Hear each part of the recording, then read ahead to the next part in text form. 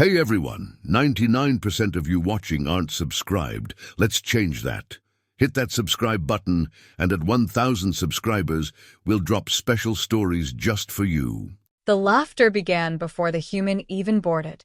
It vibrated through the hull of the Carvax dreadnought Dominion's Wrath, echoing across armored corridors and into the high command amphitheater where conquest was usually celebrated, not negotiated.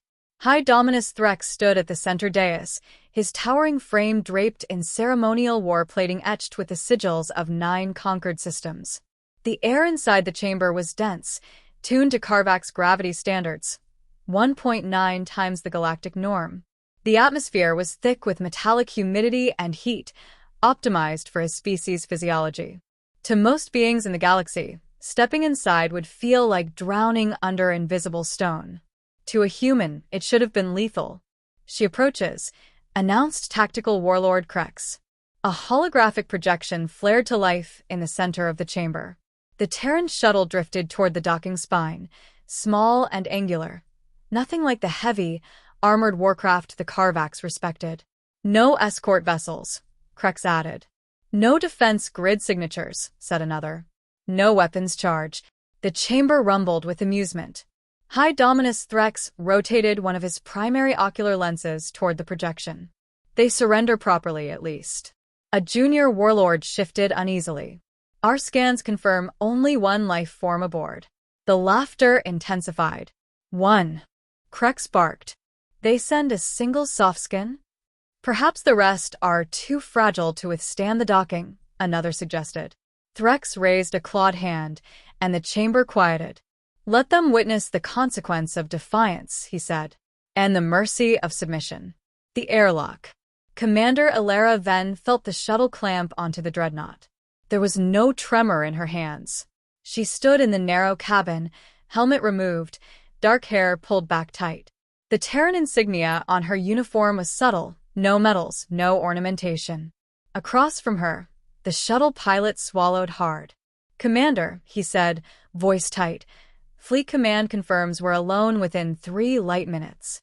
I know. They could kill you the moment the hatch opens. Ilera flexed her fingers once. The bones felt steady. The gravity shift had already begun to bleed through the docking seal, heavier than Earth standard. Her heart rate remained level. That's why they won't, she replied. The outer hatch disengaged with a deep metallic thud. Cycle complete, the ship AI announced. Ilera stepped forward. The first step. The moment the inner airlock door slid open, gravity slammed down like a physical blow. To the observing Carvax, this was the moment they anticipated most, the first buckle of knees, the tremor of weakness, the gasp for air. Ilera felt the pressure compress her spine, felt the increased resistance in every muscle, felt the weight trying to drag her forward, and adjusted. Her body compensated automatically. Years of adaptation, training, and quiet biological refinement recalibrated within seconds. Her breathing shifted deeper, slower. She took one step onto the dreadnought deck. The sound of her boots striking metal echoed louder than it should have. Another step. No stumble. No visible strain. Behind the observation barrier, murmurs replaced open laughter. She does not collapse, Krex observed. Threx narrowed his primary lens. Increase gravity by 0.2, he ordered calmly. The chamber pressure intensified. The deck groaned faintly. Ilera felt it. Of course she did. But her stride did not change. The amphitheater. She entered the command chamber alone. The space was vast, tiered platforms rising in a half-circle, filled with armored Carvax warlords. Their exoskeletal plating gleamed beneath harsh, overhead lighting. Massive banners bearing conquest sigils hung from the walls like trophies. And at the center, towering above them all, stood High Dominus Threx. He descended the steps slowly, each footfall heavy enough to vibrate through the chamber. You stand, he said, voice amplified through the translation grid, before the empire that shattered your fleets. Ilera stopped 10 meters from him. She had to tilt her head upward to meet his gaze. I know who you are, she replied evenly. You are smaller than expected. You're louder than necessary. A ripple of low growls moved through the tears. Threx's mandibles flexed, not quite anger. Not yet. You are aware of your species' position? Yes. Your orbital defenses are ash. Yes. Your colonies burn. A flicker passed through her eyes. Controlled. Contained. Yes. Then you understand why you are here. I'm here, she said, to prevent you from making your worst mistake. The chamber went still. Then laughter again. Louder this time. Threx leaned closer. You presume we have not already made it? Alera's voice remained calm. You attacked what you thought we were. And what are you? She held his gaze. Not fragile. The demonstration. Threx turned and gestured toward the far wall. Massive blast shutters retracted with a grinding roar, revealing the arena chamber beyond. The floor was scarred and reinforced, clearly designed to contain something violent. Heavy containment fields flickered to life. Then the war beast emerged. It moved on 4 colossal limbs, its armored hide layered in overlapping bioplates. Serrated ridges pulsed faintly along its spine. Steam vented from slits along its neck as it exhaled. Several Karvax warlords straightened with pride. This, Threx declared, is what ended your Third Fleet's ground forces. The beast lowered its head and growled, the sound reverberating like distant artillery. It is engineered for annihilation. It does not tire. It does not retreat. Alera studied it. Not with fear. With assessment. You deployed that on civilians, she said quietly. They resisted. They were evacuating. They existed within our claim. The beast's claws scraped against the deck as it shifted its weight. Threx turned back to her. Your surrender will prevent this creature from being released upon your final refuge world. And if I refuse? The war beast roared, slamming its forelimbs into the reinforced floor.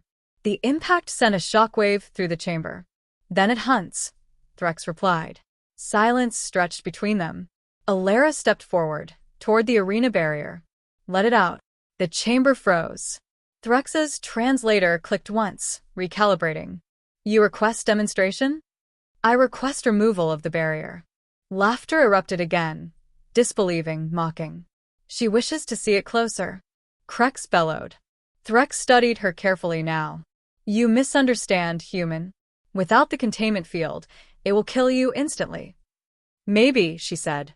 The gravity hum deepened in the chamber. Threx considered the spectacle. A single human tore apart before the War Council would be a fitting symbol. He lifted his claw. Deactivate the barrier. Energy shields flickered and died. The war beast lifted its head. Its eyes locked onto Alera Ven. And for the first time since boarding the dreadnought, she smiled. Just slightly. The laughter echoed around her as the beast began to move. They still thought she was the joke. They had no idea the punchline was coming. The war beast did not hesitate. The instant the containment field vanished, it lunged. Its acceleration was explosive. 2 tons of engineered muscle propelling forward with terrifying speed. The deck plates dented under each impact of its claws. Heat flared along the ridges of its spine as bioreactive glands flooded its system with combat stimulants. To the Karvax War Council, this was already over. They had seen the beast shred armored battalions. They had watched it tear through mechanized divisions designed for siege warfare. Human infantry had broken beneath it like brittle sticks. A single unarmored woman stood in its path. It would be quick. The charge. Alera did not move at first. She watched the beast skate. The left forelimb carried slightly more mass. A microlag in the rear joint, compensation from an old structural reinforcement. The spine plating flared brightest at the thoracic convergence point. Engineered perfection. With flaws. The beast roared and leapt, jaws wide enough to swallow her torso whole. Gasps of anticipation rippled through the chamber. At the final fraction of a second, Alera stepped. Not backward. Not away. Sideways. Her movement was minimal, efficient. The beast's claws sliced through empty air where she had been. Its momentum carried it past her by less than a meter. The warlord's laughter faltered. The beast twisted mid-stride, tail lashing in a violent arc aimed at her ribs. Alara raised her forearm. The impact cracked like thunder. Shockwaves rippled through the deck. Several lower-ranked Karvax instinctively flinched. When the beast's tail recoiled, Alara was still standing exactly where she had planted herself. A thin fracture line ran across the metal beneath her boots. Not from her. From the force she had absorbed. First contact. The beast pivoted and raged now.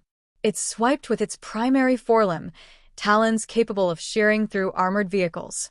Alara stepped forward into the strike. She caught the limb mid-swing. The chamber fell silent. Her hand wrapped around a section of chitin thicker than her torso.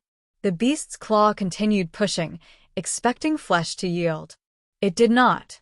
Muscle fibers in her arm contracted, layered synthetic protein chains engaging like braided steel cables. Her shoulder locked. Her spine aligned. Force transferred downward through her core into the deck. The plating beneath her boots buckled. But she did not move. The beast snarled and attempted to retract its limb. It couldn't. For the first time in its engineered life, resistance exceeded expectation. Behind the arena threshold, High Dominus Threx leaned forward. "Impossible," muttered Krex. The beast twisted violently, trying to tear free. Its secondary limbs dug into the deck for leverage, claws gouging metal trenches. Alara exhaled once, slowly. Then she squeezed. A sharp cracking sound split the chamber. The beast shrieked as microfractures spiderwebbed across its forelimb plating. The Karvax warlord stiffened. Escalation. Pain triggered the beast's kill protocol. Its spinal ridges flared white-hot as chemical accelerants flooded its bloodstream. Its muscles swelled, expanding beneath armored plates. It lunged forward again, attempting to crush Alara beneath its full mass. 2 tons came down on her. She dropped her stance. Caught it. The sound was indescribable. Metal screaming, air compressing, the dull thunder of weight meeting resistance. The beast's forelimbs pressed against her shoulders as its hind legs scrambled for traction. Alara's boots sank half an inch into the reinforced deck. Her breathing remained steady. Gravity weighed on her, nearly double Earth standard. She had trained it higher. The beast's jaws snapped inches from her face. Hot vapor washed across her skin. She met its eyes. "You were built wrong," she said quietly. With a surge of controlled force, she shifted her grip. One hand slid from the damaged forelimb to the underside of its thoracic plating, the structural hinge point where upper mass met spinal column. Her fingers dug in. The armor resisted, then dented, then cracked. Gasps echoed through the amphitheater. The beast reared instinctively, trying to disengage. Alara moved with it. She pivoted her hips, redirecting its upward momentum sideways. The creature's rear limbs lost stable footing. For a fraction of a second, 2 tons of Karvax war-engineered terror were off balance. That was all she needed. The breaking point. Alara planted her left foot deeper into the warped deck plating. Her right hand locked beneath the beast's thoracic ridge. Her left hand seized the damaged forelimb for leverage. She rotated. Not wildly. Precisely. The motion transferred torque directly into the beast's spine. The first crack was sharp. The second was catastrophic. The serrated ridge along its back bent at a grotesque angle. Bioluminescent veins flickered erratically as neural pathways severed. The beast screamed, a high, piercing sound utterly unlike its earlier roars. Alara did not release. She adjusted her grip slightly higher along the ridge. Then, with one final brutal twist, the spine snapped. Clean. Audible across the entire chamber. The war beast's body went limp instantly. Its rear limbs collapsed. Its head struck the deck with a heavy metallic thud. Silence followed. No groans. No movement. Dead before it fully hit the ground. The aftermath. Alara remained standing over the corpse, one hand still resting lightly on the broken ridge. Her breathing had elevated slightly. That was all. The reinforced arena floor was shattered in a crater around her boots. Across the amphitheater, dozens of armored Karvax stared down in disbelief. High Dominus Threx did not move. The war beast had been their symbol, proof that biological mass and gravitational superiority guaranteed dominance. And a fragile human had just killed it with her bare hands. Alara withdrew her hand slowly. A thin line of dark blood, not hers, ran across her knuckles. She looked up at the War Council. No anger in her expression. No triumph. Only certainty. "You increase the gravity," she said evenly. Her voice carried across the chamber, without amplification. "Is that all?" The question hung in the air, like a blade. For the first time since humanity's fleet had been destroyed, no Karvax laughed. No one moved to retrieve the body. The war beast lay twisted at the center of the arena, its once proud spinal ridge bent like shattered scaffolding. Bioluminescent veins flickered weakly beneath fractured plating before fading into dull gray. The silence inside the amphitheater was heavier than the gravity. High Dominus Threx descended the final steps of the dais. Each footfall echoed. He stopped at the edge of the fractured deck, staring at the corpse of the Empire's most celebrated weapon. "It was optimized," he said slowly. "Perfected across 6 generations of genetic refinement." Alara stood across from him, calm amid the warped metal and scattered debris. "Optimized," she repeated. "For what?" "For dominance." She tilted her head slightly. "There's the flaw." A low growl rippled through the chamber. Threx's ocular lenses narrowed. "You imply our evolution is inferior?" "No," she said evenly. "Incomplete." The scan. A command gesture from Threx activated the chamber's tactical array.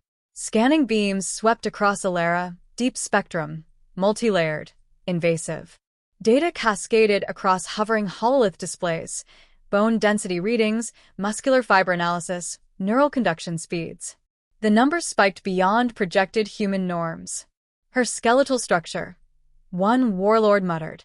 "Reinforced latticework," another replied.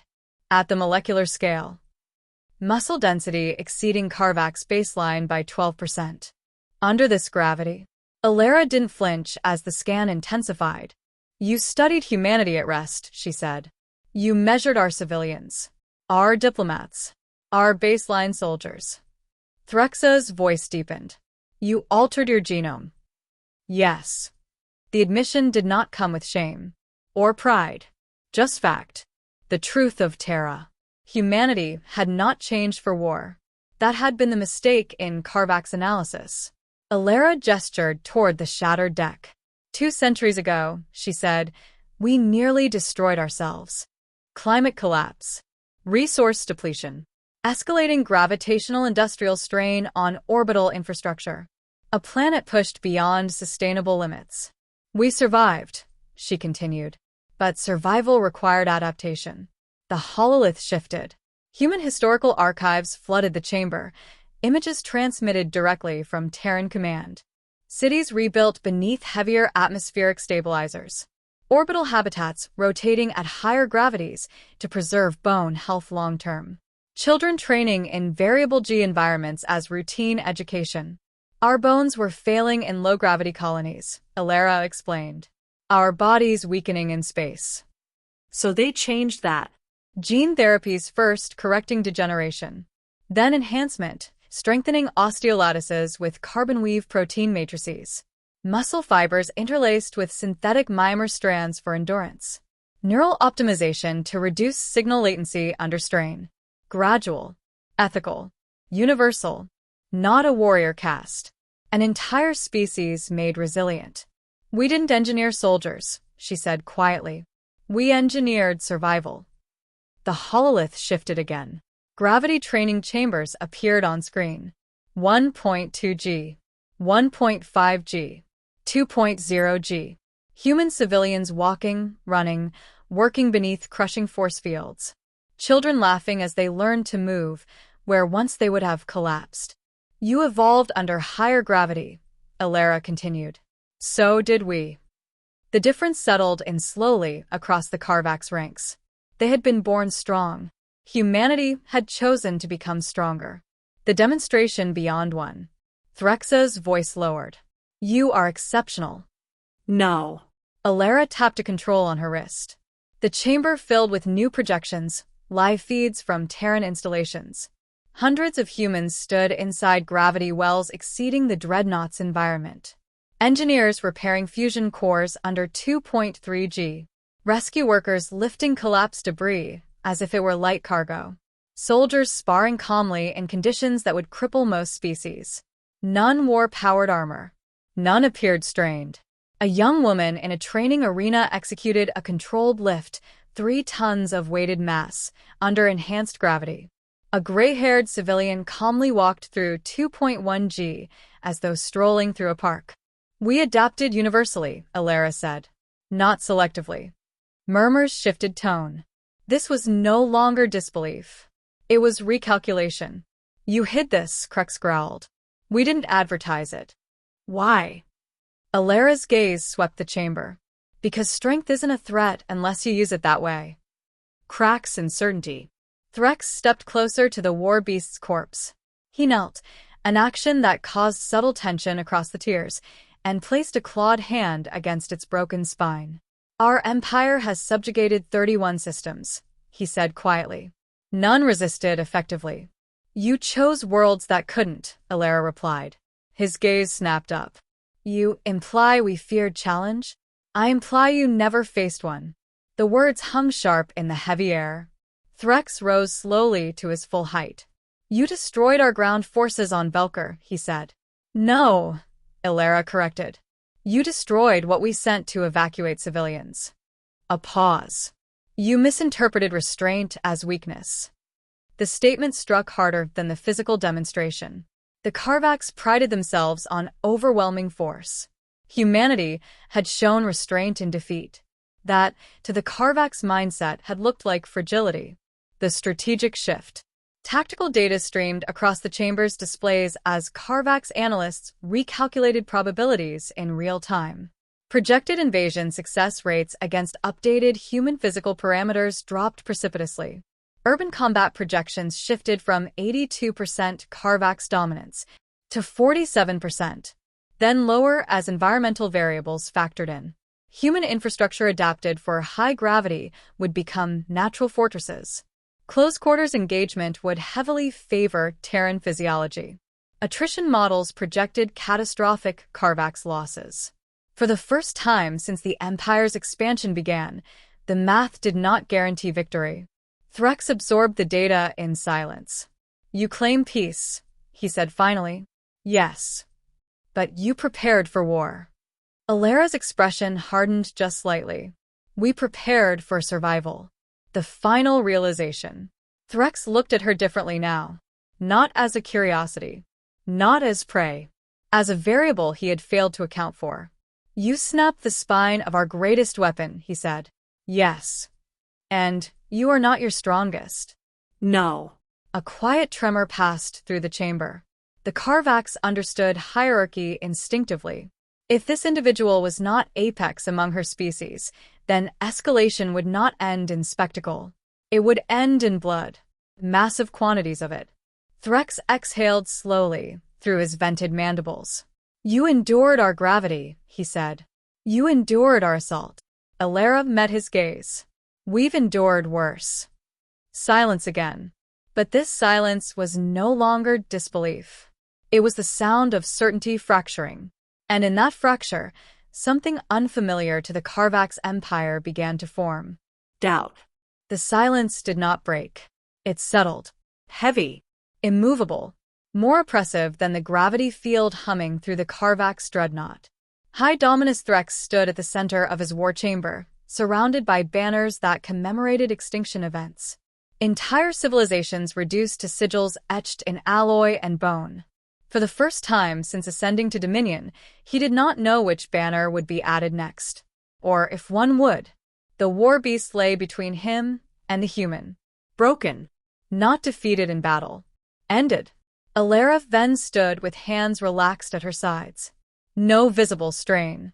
No aggression. No triumph. That unsettled them more than the display of strength. She had nothing to prove. The calculations. Across the chamber walls, tactical projections continued updating in silent streams of data. Karvax fleet superiority, Still overwhelming in open vacuum engagement. Orbital bombardment viability. Effective. Ground occupation projections. Declining. Rapidly. Human high-gravity adaptation altered every close-quarters engagement model. Urban pacification timelines stretched from weeks to years. Casualty projections rose beyond acceptable thresholds for sustained imperial expansion. Worse, newly uploaded Terran data revealed something more troubling. Human war doctrine emphasized decentralized resistance. Infrastructure designed to function under siege. Civilian populations physically capable of sustained insurgency. Conquest would not be swift. It would be expensive. Threx did not fear battle. He feared stagnation. Empires that bled too long became vulnerable. The question of pride. You could have brought an army, Threx said at last. Alara nodded slightly. Yes. You could have retaliated after Velker. Yes. You did not. No. Why? Her answer came without hesitation. Because escalation is easy. The chamber lights reflected faintly in her eyes as she continued. You believe dominance proves strength. We learned the opposite. A flicker of archived human history flashed across the hololith. Brief glimpses of internal wars, mushrooming firestorms, collapsing cities, oceans rising. We were very good at destroying ourselves, she said quietly. We decided to stop being impressed by it. The words landed harder than accusation. They carried experience. A shift in posture. Threx stepped forward until only the corpse of the war beast separated them. You ask us to withdraw, he said. Yes. You offer what in return? Non-aggression. Trade. Knowledge exchange. A low murmur rippled across the war council tiers. Karvak's culture did not trade with equals. It absorbed subordinates. Threx studied her carefully. You demonstrate power, he said. Then speak of peace. Alara met his gaze evenly. Peace without strength is a request. A beat. Peace with strength is a choice. The distinction was clear. Humanity was not pleading. They were offering. The breaking of laughter. Threx turned slowly, addressing his warlords. You laughed, he said. None answered. You measured bone length, muscle mass, atmospheric tolerance. His gaze swept across them. You mistook difference for weakness. No one disputed it. The war beast at his feet was argument enough. He faced Alara again. If we continue this campaign, he said carefully, your people will resist. Yes. You'll fight. If necessary. And you believe you will win? Alara considered the question. Then, I believe we will still exist. The simplicity of the statement carried absolute conviction. Victory, to humanity, was survival. The Karvaks had never defined it that way. Powering down, the moment stretched. Every warlord waited for Threx's decision. Attack, and preserve imperial pride. Or withdraw, and preserve imperial strength. Finally, he lifted his claw and issued a sharp command in his native tongue. Across the dreadnought, systems shifted. Weapons arrays powered down from active assault mode. Targeting locks disengaged. Fleet formations outside the hull reoriented from invasion vectors to defensive holding patterns. The low hum of imminent war faded. A different silence filled its place. Not defeat. Restraint. The recognition. Threx descended the final step and stopped within arm's reach of Alara.